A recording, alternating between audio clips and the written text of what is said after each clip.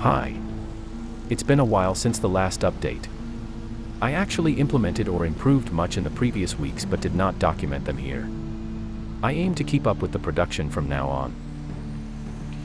Right now I can make a quick update on small but important features, feet adjustment and uphill, downhill movement.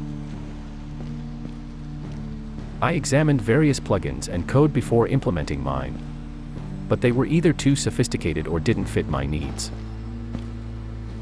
I needed a system that wouldn't interfere with upper body animations and simple enough to be modified for various character types later on.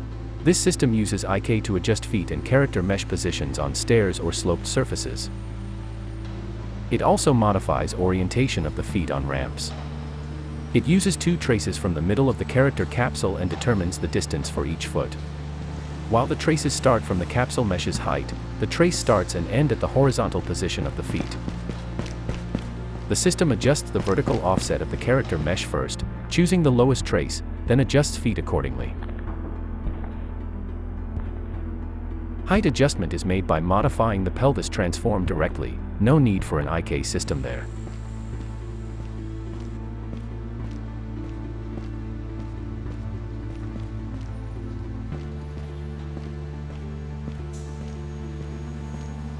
This is the animation graph of the human character type. Right now it's not a function or a component. I am not planning to have too many character types, so I can just copy and modify this for others. These adjustments are made at the end of the animation graph. Keep in mind that they are all additive, even walking animations wouldn't work if IK positions were set in world space.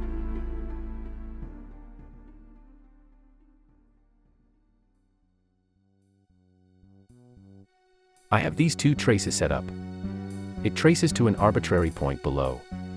It gives the max depth value if the trace doesn't hit anything. That means that foot is not reaching ground. There are also some more adjustments to be made if the character is crouched or on the ground, or playing a unique animation. I can adjust or disable the setup here.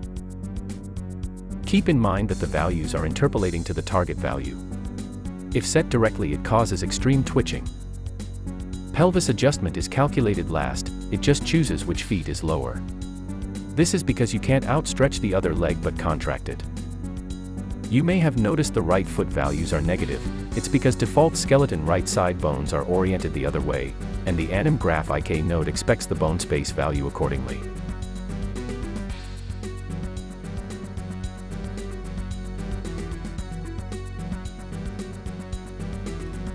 I'm using blocking volumes for smoother movement on them. Feet traces continue to trace the stairs mesh, but character is actually moving on the hand-placed collision. It only blocks the pawn channel. You can still drop items on the stair mesh, and it's not visible in traces. I'm also modifying the behavior depending on the character vertical velocity. It blends between the normal, climbing and going down walking animations accordingly.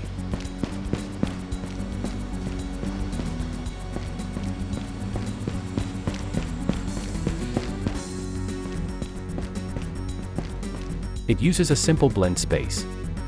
Horizontal axis is for turning. I can use the vertical axis for up and down instead of speed, since walking, running and sprinting are different blend spaces.